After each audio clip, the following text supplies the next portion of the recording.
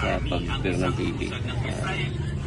Sa lahat, no, magandang araw or sa gabi na isa-iba, magandang gabi.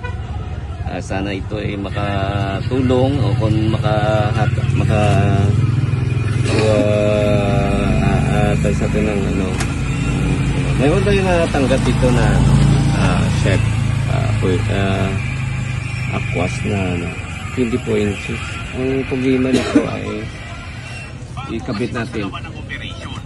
Yan, walang power kahit ano, kahit i-power mo to, walang power.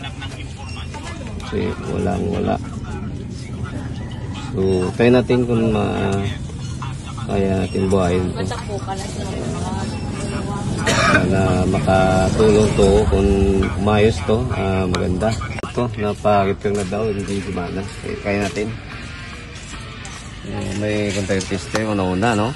Tester. Cut of the power supply. Then, tingnan natin yung sa loob kung intact pa yung kan kasi na-repair na to daw o ano. So, parang wala sang power. So, i-check muna natin dito yung mga power source. Yan na po. So, start tayo. Ito lang yung ano, yung may mga ganito i-supply ito. Itong mga ganitong resistor at saka dito. At ito. Check na natin dito kasi 5 siguro dito. Either 5 na dito. Saka may tray dito. Dito may tray na dito. Kaya natin. Tapos yung plus IC niya ay may voltage din yan. Ang sa alam ko marami na tayong na-encounter nito, yung 8 na pin ng plus IC niya ay yan ang voltage niya. So i-check natin. Ano, masinsinan to kasi ano walang power to eh. So una bis, check tayo dito ng 12 volts. Yan. Yan. Wala. 12.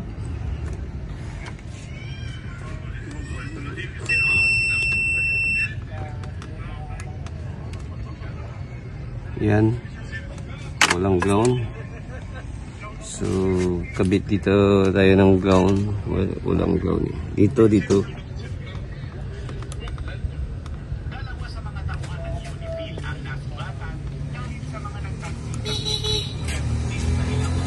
Yan, may itong 11 pin o 12 something. So, buo yung power supply na natin. So, i-double check na lang natin dito kung intact talaga yung power niya, ang power niya. So, dito, dapat may 5 dito. Tingnan mo, ngayon may 5.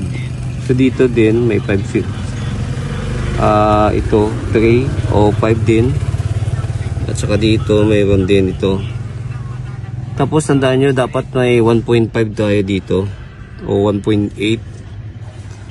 So, bakit buo naman yung ano niya? Buo naman ang kaniyang supply po, ba't hindi sa gumana, pumower? Yun ang kanyang LED light. Bakit walang power? Yun ang isusolve natin. So, pag i-push mo power, wala talaga. So, check natin muli. Kasi 1.5 1.8. Hanapin natin dito ang ano, supply sa dito sa EEPROM niya, no? Yan. So, ito yung 8 pins na sa EEPROM niya. Ito yung dapat may supply dito. Yan, yun pala. Hindi gumagana kasi walang power source. So, try natin i-jump. Hanapan natin dito ng solusyon. Hanap tayo dito ng 3 volts. 3.3 yan eh. Supply niyan. Saksak. Yan. Dito na itong kunin. Dito itong 3 volts. Dito yan. Dito siguro. Banda. Yan, may malaking pin. Ito siya. Wala. Ito yung malaking pin. Ito. Tama to ah. Ito. Yan, ito. 3 volts. So, hanapin natin. Pupunta din dito siya eh. Yan. Kiss natin.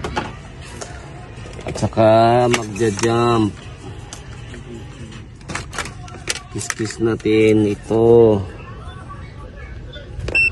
Yan. Nahanap na natin yung 3 volts. Magkikis tayo dito. Magkikis-kiss.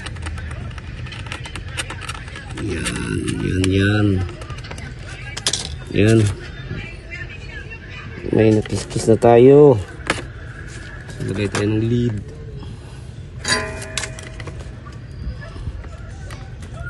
Yan mga kaibigan. Sana may matutunan kayo nito. Kahit ganito lang na ano. Matagal naman talaga tong TV na to. Kaso lang ang lalakas ng ano to eh.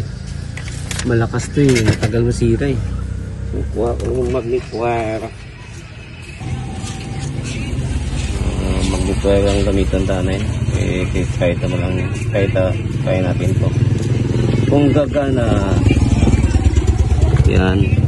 Mahirap maliit. Yan. Gagawin natin. Ganyan lang sa butas. Dito sa butas. Yan o. Tapos kiss ulit. Kiss. Yan mga kahanap buhay dyan. Sana may makatulong ito kahit konti. Kasi ang iban sayang to kasi kung ano eh. Nang itatapon na lang yung mga ganitong unit kasi ano to yung matibay na unit eh.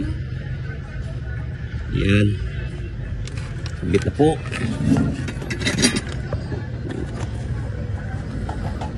Tapos walang sabit, patayin na natin. Baka diyan lang ang paraan maano siya mabubuhay. Ang walang buhay ay bubuhayin. Okay, kabit na saan? Ako na. Yan. Gumana. Walang kahirap-hirap o gumana oh. Yan po kasi nawala na yung ano niya. Yung EEPROM niya kasi walang supply o plus icing. Yan lang. At salamat sa yan lang po. Sana may makatulong tayo kahit konti sa ganitong pamamaraan natin. Magandang lahat sa ating kahanap buhay dyan. Sana nasa magandang buhay kayo ngayon. Thumbs up na lang po kung nagustuhan itong video na to. At mag-subscribe na rin.